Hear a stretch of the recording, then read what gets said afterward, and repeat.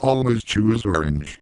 Hello, everyone, and welcome to Always Choose Orange, the show that provides actionable ways to develop and maintain a thriving creative process. I'm your host, Alex Acanero, and today with me is Kreg Yingst. Craig, welcome to the show. Thank you. Yeah. So, background real quick before we get into the conversation. So, Craig is an illustrator specializing in block printing, with original works created from carved blocks of wood, linoleum, and other materials that are then printed onto paper or other media. His work can be found in numerous international public and private collections, including Purdue University in Indiana and the Halsey Institute of Contemporary Art in Charleston, South Carolina. His most recent book, Everything Could Be a Prayer, 100 Portraits of Saints and Mystics, was released in the fall of last year through Broadleaf Books. So I'll link to that in the show description along with all of Craig's socials so you can check out his work and all that stuff. But yeah, again, welcome to the show, and I'm really been excited about this book. So I just recently finished it. I got it back in December, and what I love about it is it's so, and you kind of mentioned it in the introduction, like it's very meditative, and it's something that you can kind of dip in to at different times and get a lot out of it. And so one of the things I wanted to start with was in the introduction. You talked about how you first got into creating these sort of icon style portraits as a New Year's resolution at the beginning of 2013. Was that you had already been doing block printing up to that point, right? Was that just Yeah, moving into that yeah, particular style? yeah. I started block printing in the mid 1990s. Okay. But yeah, the first time I started doing the saints in mystics or the iconography would have been about that time. Okay. So then was it before that were you doing I've seen, your like blues musicians or like rock musicians It's, and stuff. Is that what you focus on prior? yeah, I did the blues, the rock. I'd also at that stage had been doing the parables, and I had been delving into some of the religious material. As soon as I started the block print, I started going in that vein. What initially got you into block printing? Because, and again, correct me if I'm wrong. I haven't been super exposed to it, but it's just not something that, which I think is kind of a shame that you see as much probably as you would have seen at other times. Like, what really gripped you about it at the beginning? Well, yeah, block printing is very rare today. It was big, specifically in about the 16th century, Yeah. and it was, as soon as the printing press came out, block print was a major means of producing more and more pieces. And uh, I guess the 20s and the 30s in the U.S. and the U.K. Book illustration was done primarily with block printing, with woodcut, wood engraving, lino cut, and you'll see it a lot in those older books. And then it gradually phased out as quicker and more inexpensive printmaking processes were developed. So it is time consuming. Um, but how I got started on that. I I'm a painter. I studied painting in college, and I really wasn't planning on even going into printmaking at the time. But I've always had an interest in narrative work and storytelling work. The magic realists are favorites of mine. The medieval artists, from the religious, because they were having to tell stories because a lot of people were illiterate, and so that interested me. And I was teaching at the time, and I would go to the library and just kind of putz through all the art books, looking for ideas, and I came across one that attracted my attention because it was called Storyteller Without Words. And since I was trying to do stories and incorporate that into the students' work, I pulled that from the shelf. And what I discovered was an artist from the 1930s, 40s. His name was Lynd Ward, Lyndward, Lynd Ward. And he was a book illustrator from that period. But what was so unique about his work is he had done 6 wordless woodcut novels. These were sequential images that told a story, and they weren't kid stuff. They had some depth to them, but they were anywhere from 30 images to 200 images. And what I was amazed at was he was kind of the precursor to the graphic novel, really. What I was amazed at with Lynn Ward's work was each one of these pieces could hold its own. That Mm. you could take that from the book and say, this is a piece of art. It wasn't a filler. Um, and so that's when I started playing around with the block. I took a real interest in these woodcut novels, these wordless woodcut novels, and went searching for other people that had done them. A guy named Frans Mazereel out of Belgium.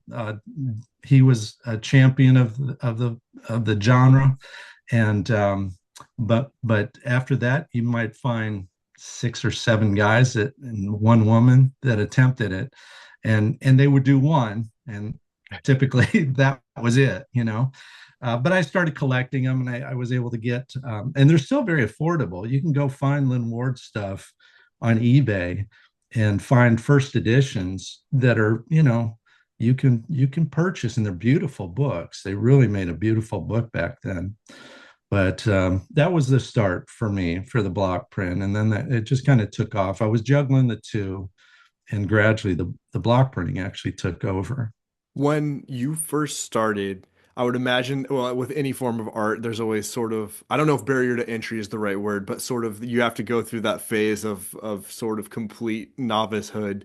Was it, did that phase you at all of going into painting, which, I mean, there's definitely overlap, I would imagine, but I feel like there's even more physicality to, carving the actual block and stuff like that. Was your original stuff, were you teaching yourself through emulating some of these other stuff? Were you trying to do original stuff right off the bat? I'm just super curious about like Oh, going from 0 to 100 on that. yeah. No, I was digging through everything. I just it kind of captured me. I really liked the graphic quality, the black and white, the starkness of it. I liked the immediacy of it. I liked how it was an art form that was affordable to people. So it was something that they could get from my hand to them, and there was no middleman. So it wasn't a reproduction of a painting. It was like, okay, the artist actually made this, touched this, did this. But yeah, it was just diving into all sorts of artists, German expressionists, the Mexican socialists, and the like I said, the UK, the book illustrators of Britain, Eric Gill and David Jones, and I would just keep discovering people, and so you would study it. And I still probably should go back and study their work, because some of these people are just phenomenal artists. And uh, but that's yeah, that was the beginning of it. And it's something. It's a block printing is something, at least say linoleum or vinyl cuts, that the novice can kind of dive into, and it doesn't take a lot. It's not like etching, doing acid baths and all that stuff. So it's very immediate, and in most high schools they start with, say, a linoleum block print, um, and that's the students' first I guess entrance into printmaking. So, keeping on with like the intro of the book, you kind of went on to say that first year when you moved in 2013, when you moved into sort of more of like the iconography influence work, you mentioned that you did 52 prints that year, that you were doing one per week, and you were, that's like a really high level of discipline and consistency of stuff. I'm super curious, was that was it challenging to sustain that level of sort of repetition? Did you feel rushed? Did you want to quit at any point? Or was it Oh actually like gosh. immediately meditative and fun? Well, my wife always jokes because I get these ideas in my head, and I did the book of Psalms, and it was the same thing. I'm like, okay, well, I could, if I churn one out every 2.5 days, then I could have this thing completed in a year. And it didn't work that way at all for the book of Psalms. But this one I actually pulled off, and it was one a week, gave me enough time to kind of research, find this prayer, look into the person. And at that time, it wasn't so much researching the person, it was researching the prayer. And the prayer I was trying to find was light out of darkness. Yeah. And then once that was found, I was able to go ahead and come up with a drawing and get that carved. And at the same time, I'm doing other things. So, you're working around stuff like that. But I think I stayed pretty consistent with one a week. And it became kind of a spiritual practice for me. Um, I think that this meditative or the creative art form for me, anyway, works as that works as prayer, works as a connection with God. It really slows me down, helps me to focus. And then by bringing it into the spiritual realm, it allows me to also bring that prayer in, bring people, that I admire, research their histories and their practices. And so all of that just kind of helped, I think, in my whole creative practice.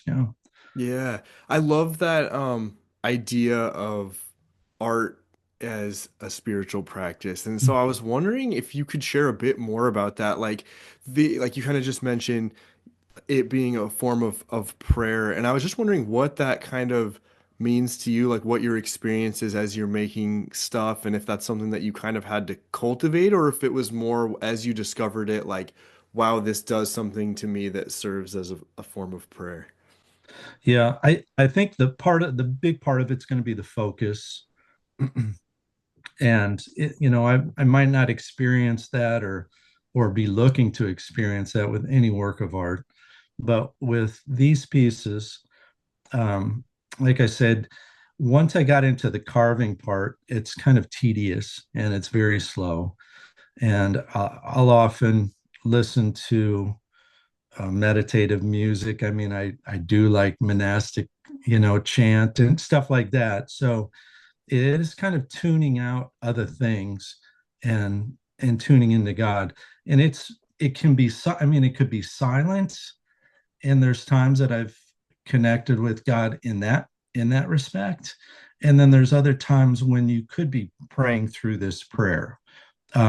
I think that's one thing that happened when I did the Psalms is I would just take a piece or a snippet of that psalm, and it was this means of praying it through the day, a repetition, and and so you're focusing, you're centering, and it allows you just to slow down and connect with God. I mean, you could obviously, if you wanted to, could be praying for other people, this or that. You can take it in any direction, especially if I'm working on a piece that deals with that. If I'm working on a Martin Luther King piece, or somebody, a social activist that is out there. I mean, one of my recent works dealt with the whole Palestinian conflict, and it was devastating just to see the photos that I was having to work from.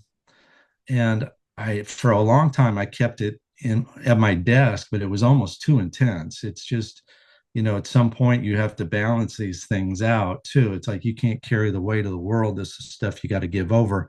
But at the same time, you do want to be involved in some respect in people's lives who are struggling. Uh, Does it help you process that stuff as well, sort of? I think it does. Yeah, I think it does. And the creative element is the joy.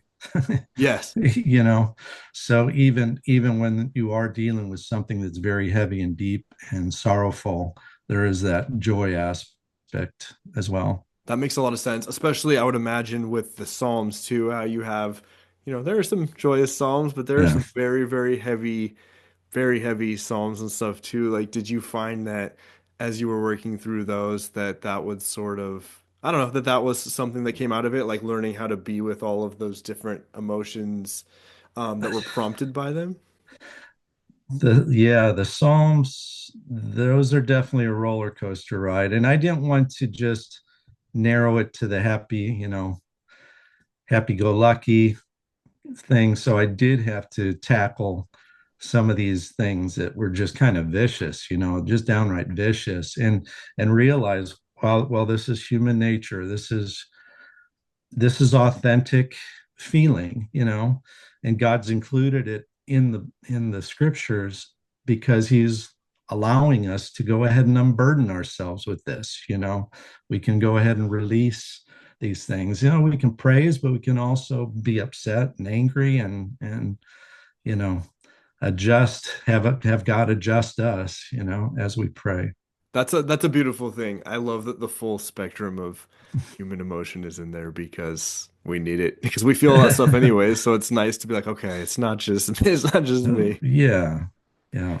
I'm curious about just for myself with the rudimentary knowledge of block printing, but just for anybody that might be watching or listening too, I'm hoping that you could describe your creative process more or less from start to finish. So when you like, how do your ideas come to you? And once they come to you, how do you start sort of refining them from the idea stage into, when you consider them finished and just, in as much detail as you kind of want to go into, but just really curious about that whole process because it's a really cool art form.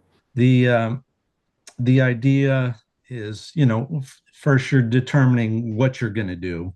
So if I know that I'm going to do a piece, an icon or whatever, I would dig into the person. I would look for things that I might want to put into the piece. So there's the research to begin with. And there might be a prayer, there might be background, there might be clothing. I'm not so keen on having to make something realistic. That's not my intention. But definitely, there's going to be maybe some symbolism, or you're trying to capture that person. From there, I'd go ahead and get photographs or different things, or sometimes I'll just draw out of my head, especially if somebody's prior to the photograph era. Yeah. Or I mean, you're still going to see artists that have done it through time, or certain people through time, but you get a lot of leeway there. Um, but then I'd go ahead and draw the piece, draw it to scale. Um, the thing with the woodcut is it's got to be reversed. Mm. You got to have it backwards onto your block. So if we if there is text, that has to be flipped, and I'll do that a number of ways. Sometimes I'll draw on a tracing paper where I can flip and see the reverse side on that. Sometimes I'll go ahead, a lot of times on the smaller pieces, I'll go ahead and scan them and have the computer flip them, Mm. and then I'll retrace those onto a block, onto the wood. um, that's the easiest one. And then sometimes I'll draw directly onto the block. So anytime you see an error with my S's and my Z's and my N's, that was one where I most likely drew directly to the block.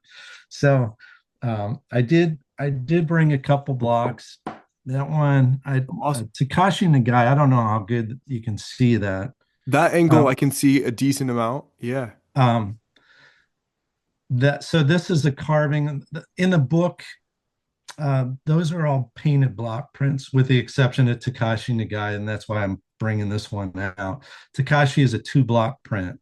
Okay. So what I'm having to do is first print a background color, and then after that is printed, then a second block goes into place. The paper goes directly into place, and then this gets printed on top of that background color.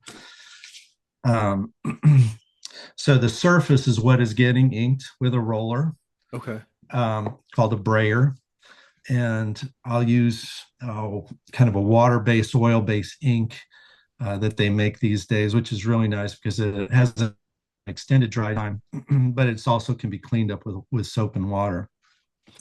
Once that was printed, that's what that looks like there. Okay. So Cool. you can see the two. So the background is that first block that I was showing you, and then the second block is the darker. And then for the book, I went in and hand painted that. So Wow. you Yeah. can see. So I'm using watercolor on that, and all the other pieces that are in the book. When it dries, it's not going to bleed with the watercolor going over it. And so you can do transparent washes on top. And Okay. that's kind of the key, is watercolor comes in opaque and transparency. And so you kind of, again, I had to research and determine the palette I was going to use based on mainly transparent watercolors. And that way I can go ahead and do a wash right over the black and it doesn't cover it up. But if you're using say a cadmium yellow, it's going to actually bubble up on the black, and you would see that. If Okay. you're using a different type of color, you don't even see it when it goes over the black. So that's pretty much the beginning to the end. When I do press these, I have what's called a show card press. They can be done on an etching press. Um, it's a proof press, like a letter press that I really enjoy because it's type high. And what that means is, back when the printing press started to be used in the United States and other areas, um, everything was, and I don't know the exact measurements, not even an inch. It's like 9.917 or something. But this was the height that they had it. Now it's probably a European thing in centimeters, which makes sense, Yeah. and and so anyway, it's a certain height, and then the roller will go on over that the paper and the block that's been inked, and then you use a little padding in there, and that presses the paper down onto the block, and then when you peel it away, it gives you your image. Um, and I do like the proof press or the letter press because it's just an easier thing having it that high, being able to move that.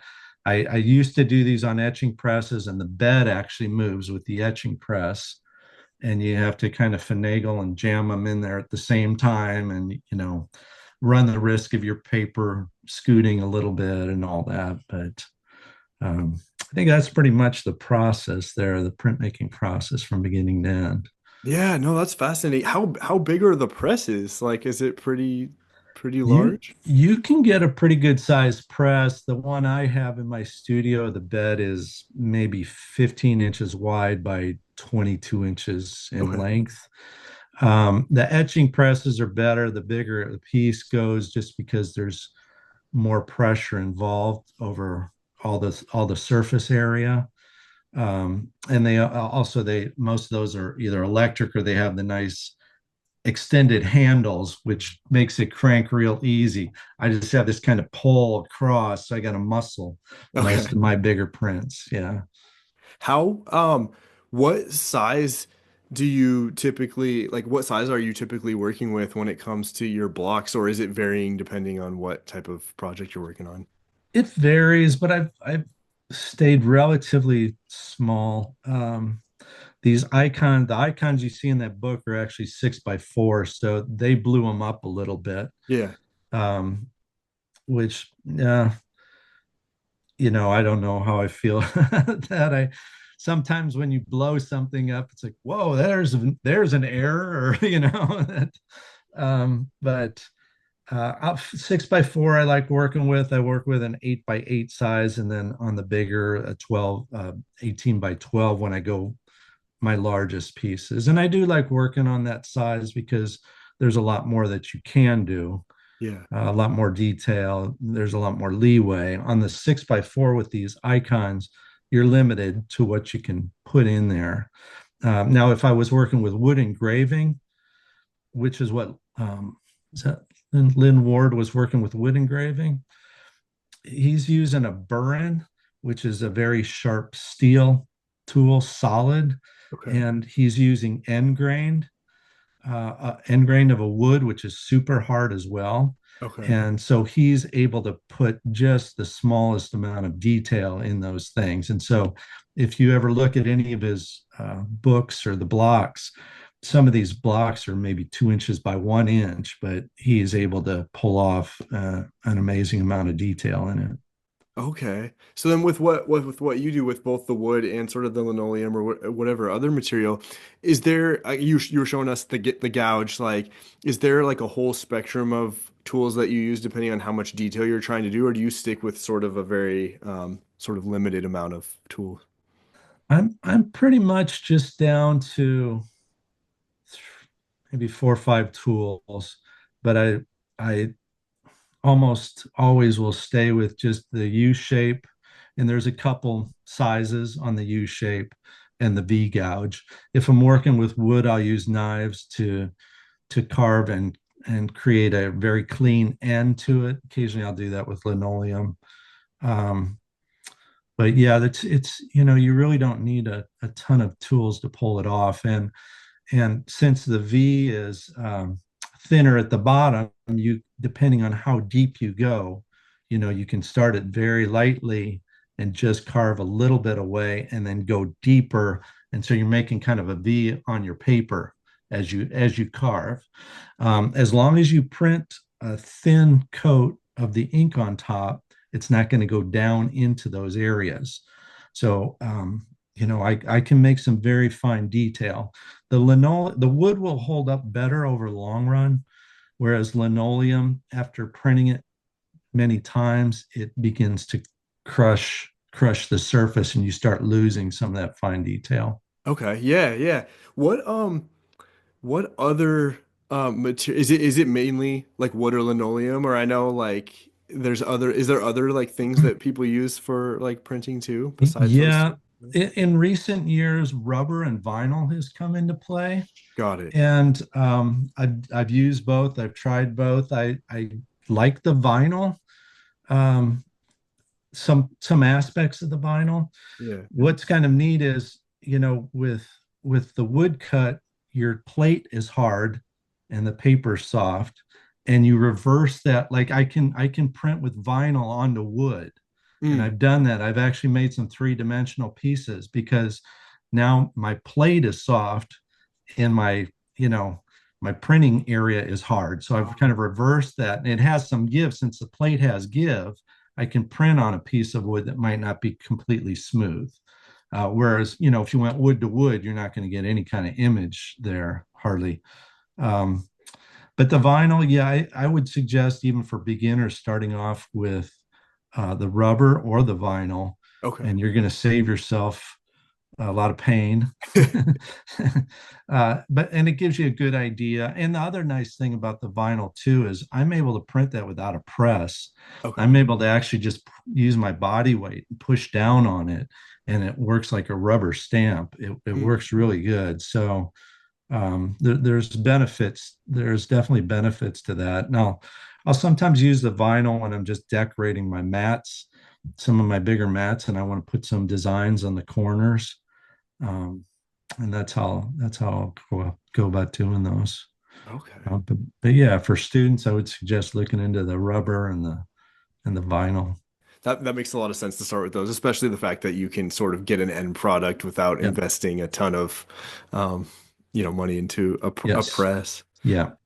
Going back to a comment that you had made about the research process when you're looking at previous portraits or paintings if they exist of the people and stuff, and you were talking a little bit about symbolism and stuff like that. I'm super curious. I've always loved iconography, especially like Eastern Orthodox stuff, and I don't know a ton about it though. So when I look at it, like I was starting to learn a little bit about, there's almost like a visual or symbolic language to a lot of that stuff. So I'm super curious as to how much you weave that into your work, or if you sort of go in other directions, or yeah, and just kind of more about that concept in general, about the symbol, the hand gestures meaning things, and yeah. Yeah, there's, the hand gestures of blessing, and the symbol of the Greek symbolism on Eastern Orthodoxy is, you have the large head, the big brain, and the streamlined nose, and the silence of the mouth. And I carry some of that over. Um, but at the same time, um, I wanted to expand this to the global church. And I know that, that iconography stemmed out of a central core area, and now we're kind of dealing with a much larger um, um, group of people, and so I've even rethought some of that, and occasionally I've started going with more of a larger triangular nose that can be more representative of other ethnicities, and at the same time it's like representing the Trinity here, Mm, yeah. so in a sense I'm kind of creating some of my own symbolism, but I do look at the the other symbolism, the halos and the the different colors and the things that have been used in the past, and kind of trying to bridge that gap, I guess. When you're selecting the quotes, the prayers, we could use this book as an example, since that's the one that I'm most familiar with. But when you when you select those, are you just looking back at different source material and seeing what jumps out at you, or is there any sort of criteria you use, or are you kind of just praying, listening to kind of what jumps out and grips you? Yes, a lot of those were prayer. um, and then with the early group, at least the 2013, because the first 52, not all of those are in this book, Yeah. but the first 52 that I did became a prayer book called Light from Darkness. And those were all based on light coming out of, prayers, light coming out of darkness. The next group, I think some of it was I was trying to capture the person. Mm. Um, like, for example, Takashi Nagai says, "Love everyone and trust his providence, and you will find peace." Takashi Nagai, survived the atomic blast there in Hiroshima, and so, or in Nagasaki, and so, more of those are going to try to, you don't have a whole lot for text on there, is one thing. And in some cases, I'm having to reduce that text. But yeah, I would read through a bunch of these guys, and then if something just caught me, really spoke to me, and I thought that it represented that person, I would go with it. And that's kind of the same thing when I was doing the Psalms. You know, it might have caught me a different way on a different day, but for some reason that day there was something that caught me and a visual came to mind, and so it was something that I would just go ahead and work out. A lot of times too, like when we get back into the idea process, some stuff comes easily and some stuff doesn't. And I mean, I do these art shows and I'll be on the road for 12-hour drives, and it's a good time for me to work through these things in my head. So a lot of times, or at night when you wake up at 3 in the morning, Yeah. and so I'm mulling this over and I'm trying to, determine the composition and all of that. And that's in my head. Lately, I've been working on some stuff for illustrations for a book for someone. And boy, I'm like, I feel like I'm a beginner at drawing. It's one of those things where it's like, okay, this is just not coming. And yet continued it through the day. I'll erase, I'll add, I'll erase, I'll add. And at the end of the day, I'm actually happy with the piece. And I'm thinking, where did that come from? Because that wasn't even what I started out to do. So I like to believe there's, this spiritual dynamic on that where I'm wrestling with this thing and it's just not coming. And then there's other times, like if I'm not under a deadline, it's like, well, let's just put that on the back burner and see if God presents something here at some point, sometime, know. So that's the creative process, I guess, for a lot of different people. Right. No, totally. Yeah. Sometimes it comes in a complete burst, and then sometimes you're slaving away for however long you have to, right? Yeah, yeah. Is there any difference in your experience of making your more musical based art, when you're doing the blues portraits or the rock portraits or whatever it is that's maybe non-spiritual? And I use that in air quotes because is there necessarily a line between all those things? But do you have a different experience when you're doing, let's say, like an icon of a saint or a mystic, or doing one of those, or is it just to you just another facet of sort of the same thing? Yeah, I guess there'd probably be fine line difference Yeah. because I'm not necessarily going after the one in the same respect. Um, but at the same time, I mean, there are a number of blues musicians or even the rockers. What I am trying to do when I go after a lot of those is I'm connecting with something lyrically that's actually spiritual, and or with the blues, the social element.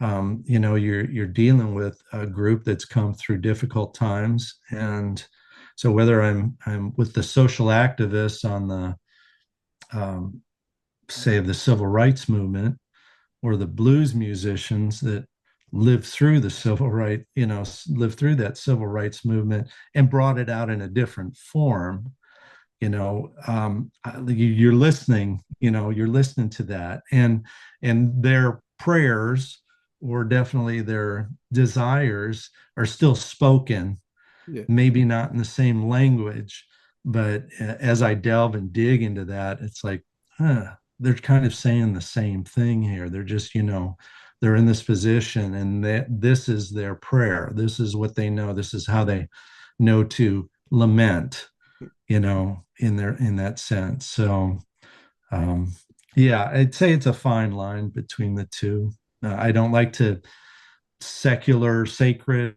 I'm not a fan of that terminology, because I think God kind of covers all areas. I don't like to remove it. Okay, now let's head to church. Okay, now let's head. It's like I like this broad element of sacred everywhere. I'll use sacred and secular terminology mainly just for people's benefit. A lot of times with the art, it's just so they know what they're going after. Oh, well, this is the religious section. This Yeah. is the religious. um Even though, like I said, the blues or whatever,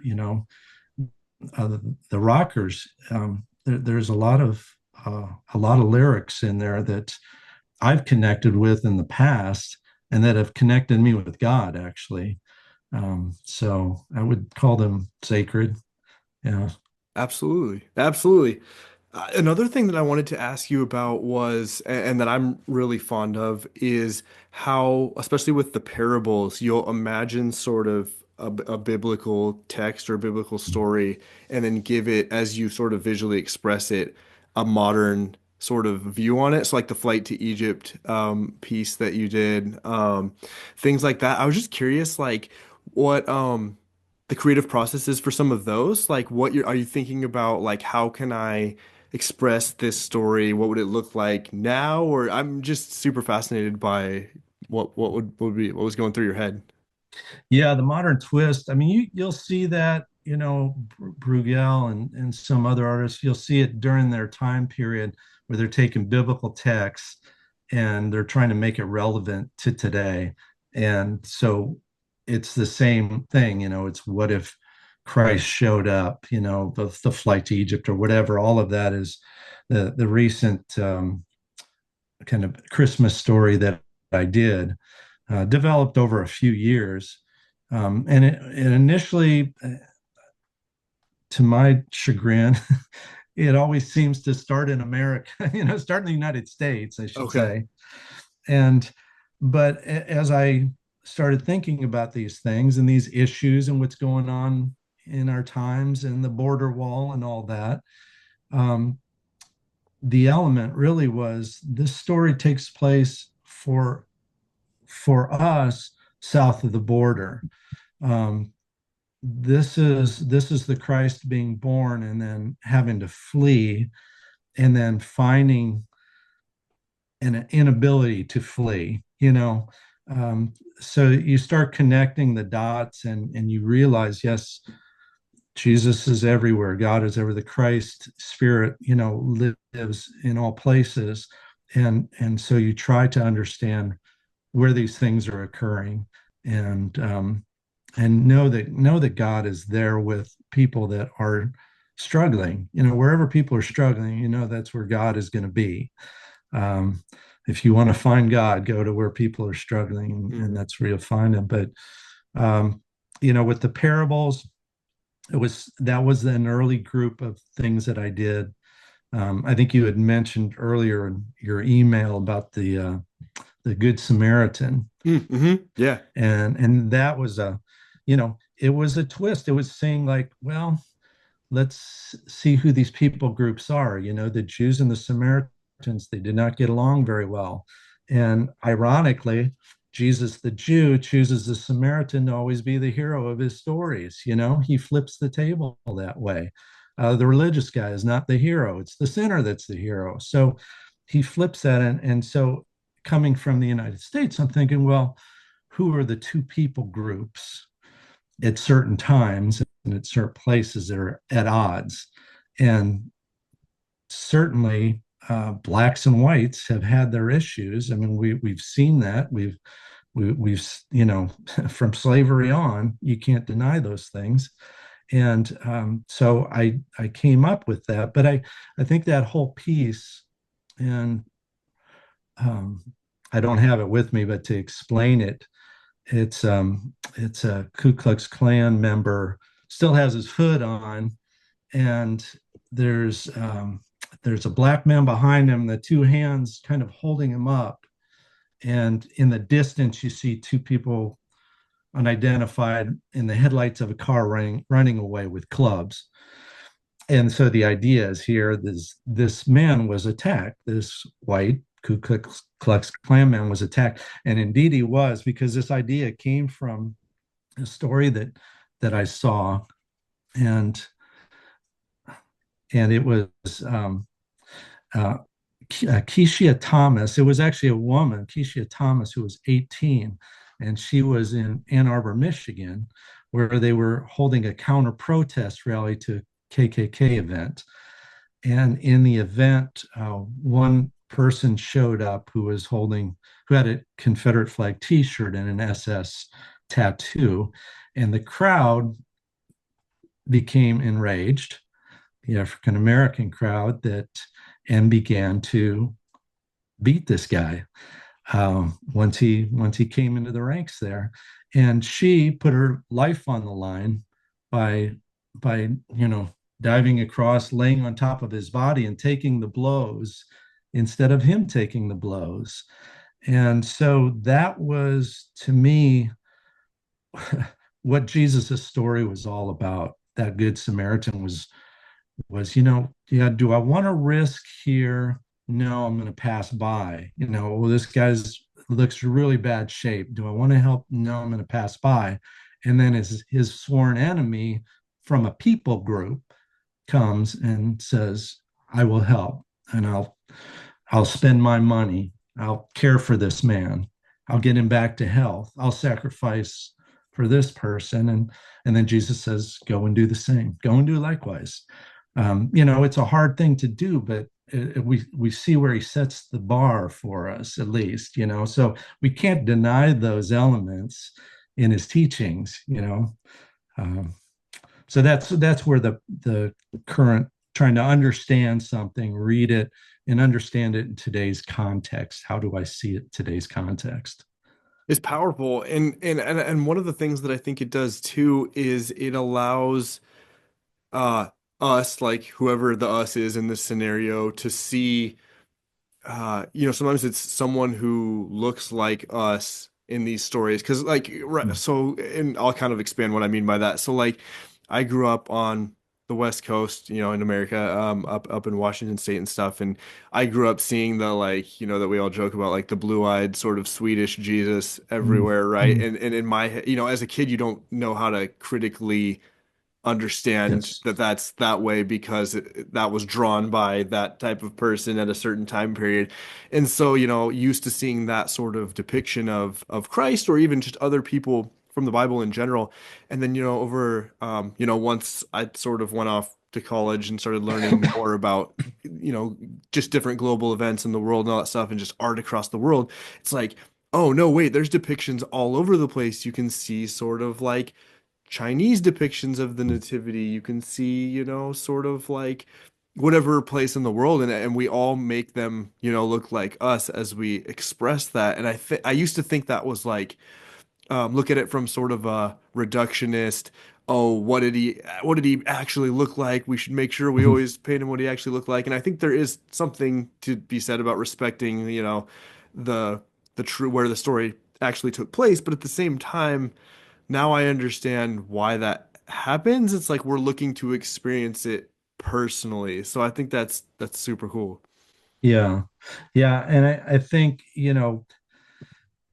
typically as an artist, you paint what you see. you know, Mhm. um, I look in the mirror and I see, a white man, and that's what you paint. And so it takes a while to start coming out and seeing this more of this global aspect of Christ. And everybody wants to have this identity with God, Yeah. and wants God to understand who they are and their pain, and so they produce this different ethnicity of Christ, which, yes, Jesus was Jewish, and I understand that. And I think there's many Jewish Jesuses painted, um, but also that Christ is global, Christ is worldwide, Christ is incarnate into humanity. And when we say humanity, we have to acknowledge all humanity.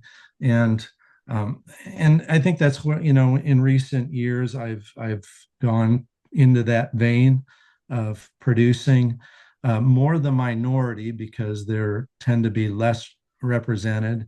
And I've also come across in my research too that, yes, there are these areas in the world where this is venerated, a Black Jesus or a Black Madonna and child. And and so it does kind of broaden and expand people, because we have made Jesus American. Mhm. We've taken a lot of American ideals and given them to Jesus, and we want Jesus to be kind of the Messiah of the of our wishes, the genie, Yeah. the genie Messiah. Uh, um, and so you have these, I want to be wealthy. I want to, it's all our ideals. And then we just kind of tacked them onto Jesus. And, I want to have my, I want to have my guns. I want to have wealth. I want to have, all these good things. And yet he kind of undermines those things and says, let's look a little bit deeper. But Yeah.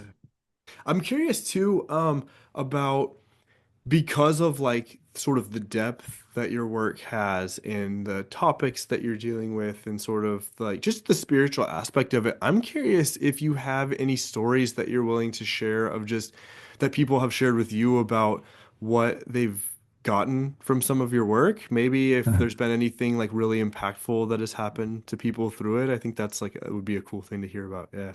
yeah, well, I shared this story one other time, but I found it really interesting. I was doing a show in Texas.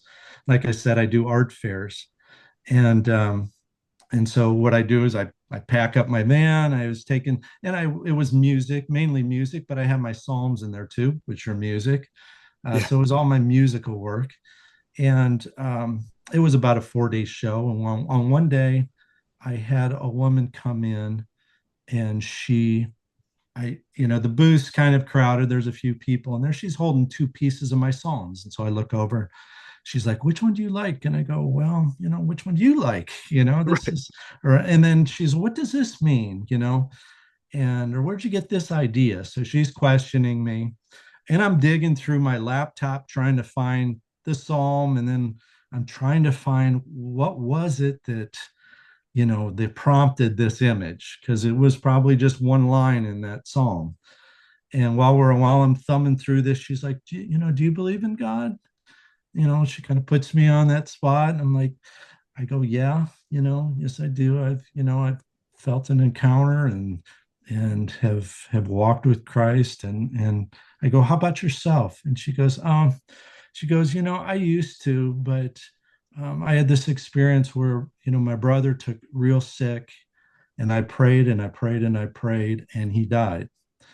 And so, they you lay this heavy thing on you. And I said, listen, I don't know why these things happen. I don't have the answer to those things. But here's the one thing I do know, is that God loves you, and he loves your brother infinitely more than you'll ever know. And I see that through Christ and what Christ has done for us. And um, and then we kind of came back, and she's like, well, so what was that? And I'd been digging through this, and for the life of me, I found the psalm, but I kept trying to scan through it. I couldn't find the line that prompted it. But on the iPad, I had two lines highlighted. And I read over those and like, no, this wasn't the thing that prompted that. But then I realized that those lines were for her. And I think this is for you. And I turned it around. It was highlighted, and it was along the veins of I've never left you. I will never leave you, forsake you, kind of thing. That wasn't the exact words, but Yeah. that was the meaning. And I go, I think this is for you. And she goes, yeah, that's for me. And during that same weekend, I had another woman who purchased one of my pieces, Here Comes the Sun, the Beatles' George Harrison song. And as she was about to leave, she goes, oh, I got to tell you about this story. And she tells me a story of her son who was very sick and had a disease or something that it did not look like he was going to recover from. And they took more tests on a Friday, and she left on the weekend.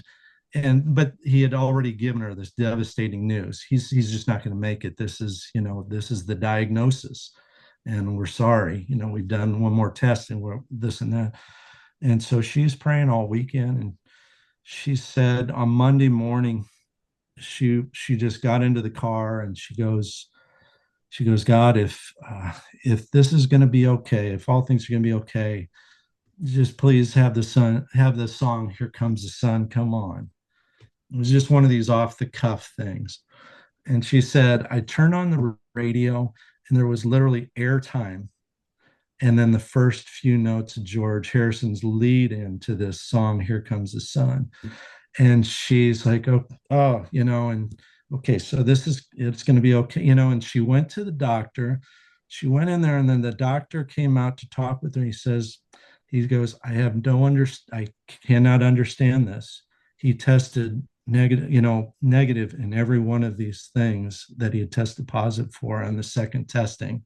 He goes, I have no idea how this all turned around. And so what I found interesting about that whole thing, and my art kind of being in there to touch and prompt these things, was that in both cases they were total opposite outcomes.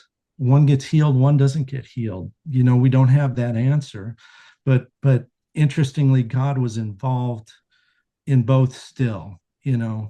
um, he was there to comfort in both, and he was, even though we didn't see a healing in the one, and we don't have the answers to those things, it was still, God showing up and continuing to walk this pilgrimage with those who are in need. Yeah.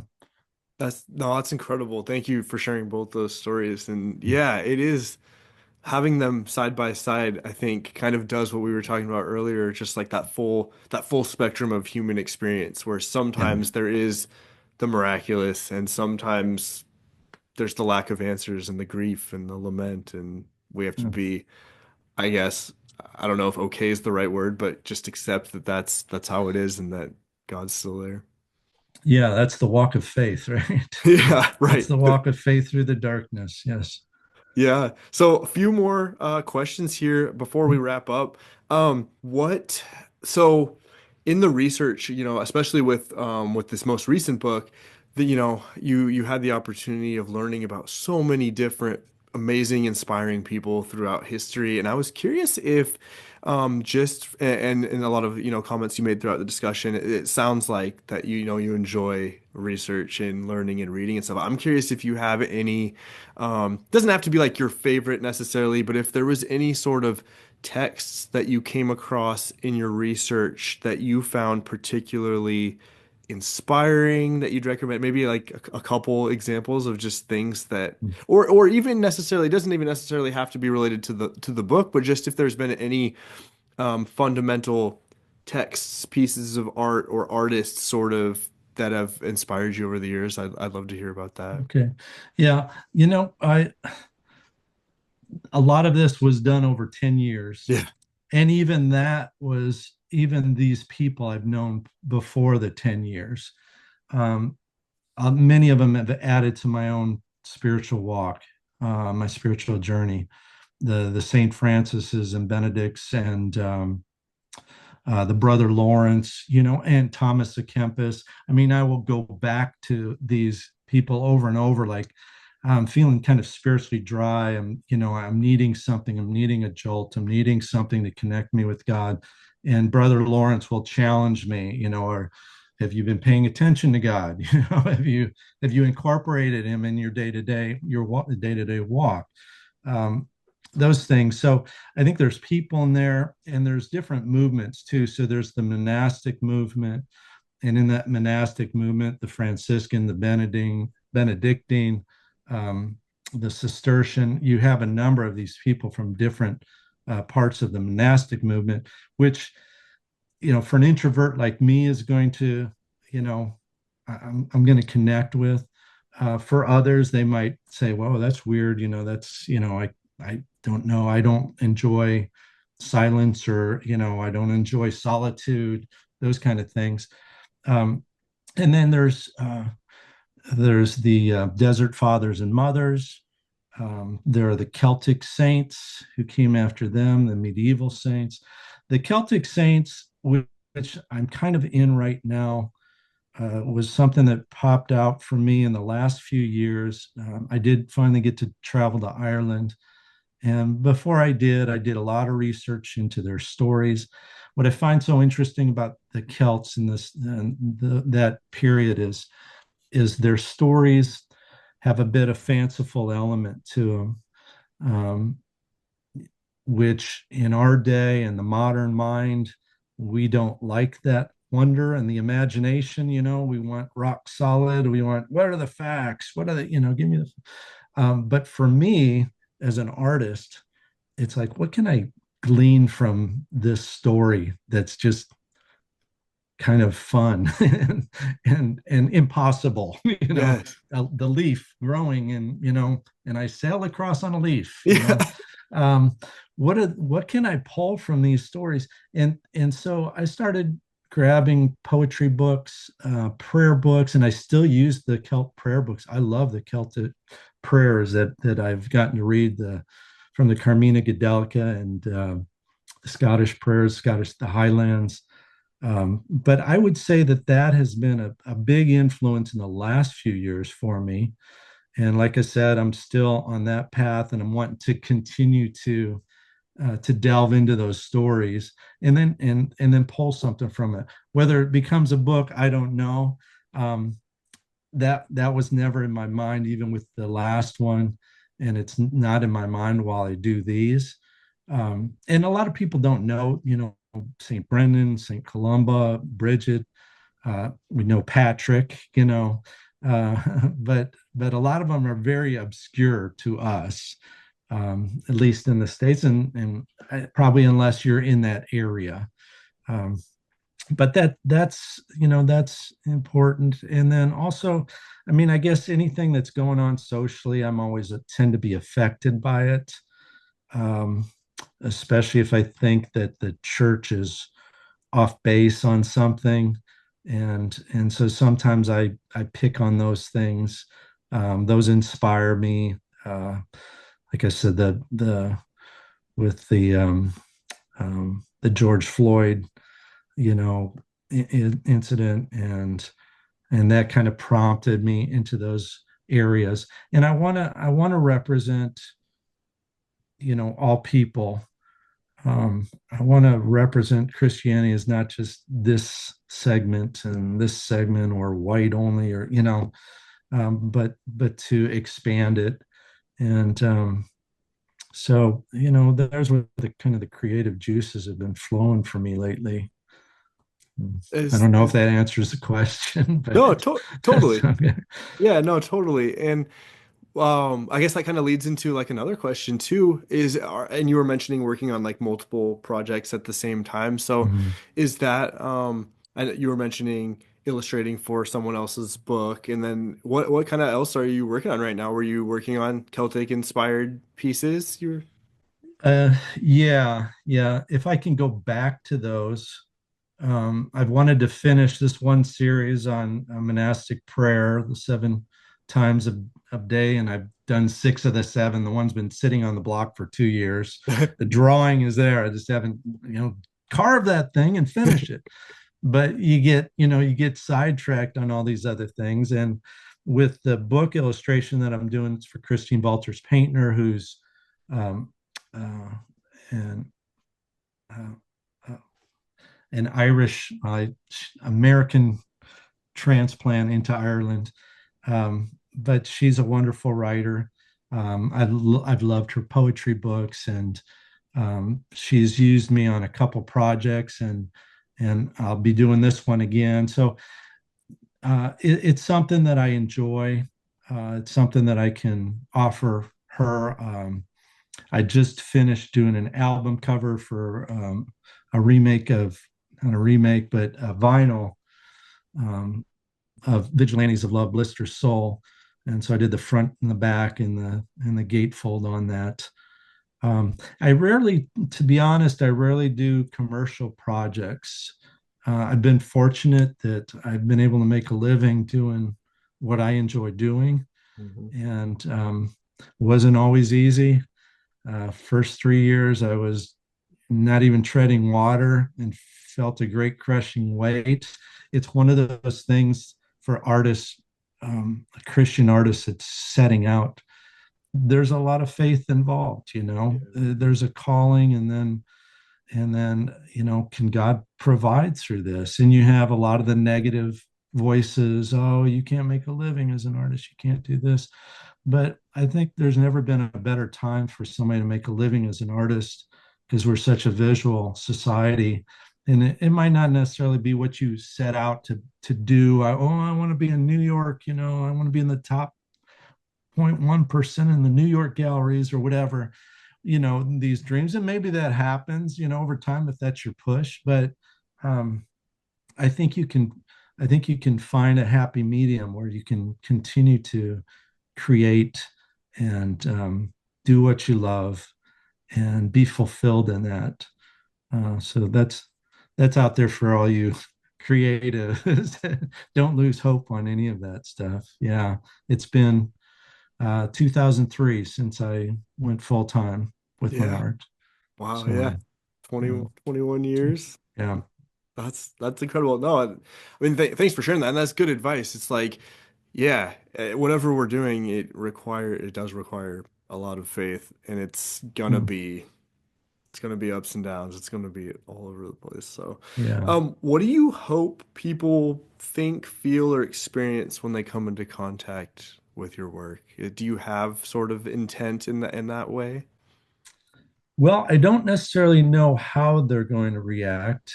Um, I think there's probably going to be a combination of both, Yeah. Yeah. um, good and bad.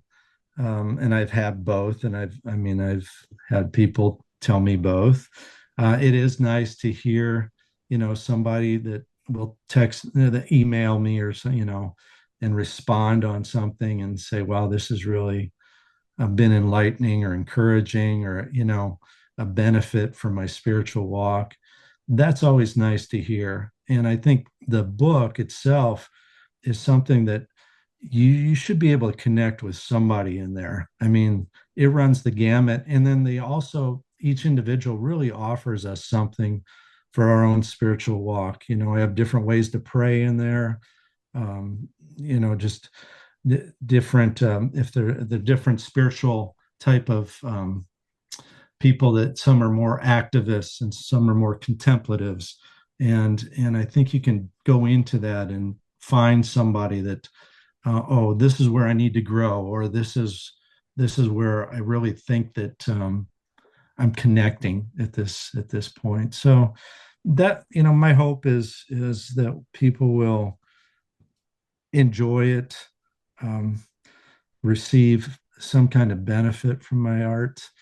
Um, that there's the term art for art's sake, and Yeah. I've always said art for people's sake. Art for folks' sake. I mean, would I create without anybody? I probably would, the same way that God creates, because that's part of God's, you know, in part of His being. In the beginning, God created.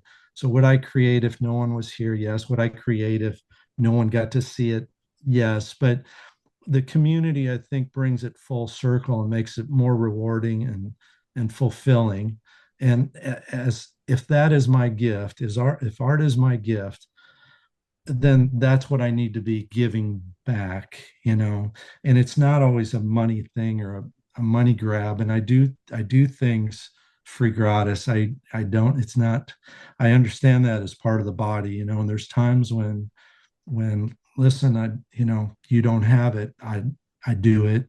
And then there's other times that listen, I, you know, maybe you're in a position to help and benefit me. I've kept my prices low on these blocks. I mean, I have not, I think I've raised it one time with the low end stuff so that everybody can actually have a handmade piece from the artist like I was talking about. It's like, you know, that I touched it, you know, I made it, it didn't come off of a machine, it's not, you know, I didn't send this digital image out, it's not being pushed off that digital image or digital computer. But yeah, I you know, I guess that's kind of it. Yeah. Well, and I love that physical aspect of it, especially with just how digital things are. I love that there are still facets that preserve sort of that artist stamp, like you're saying.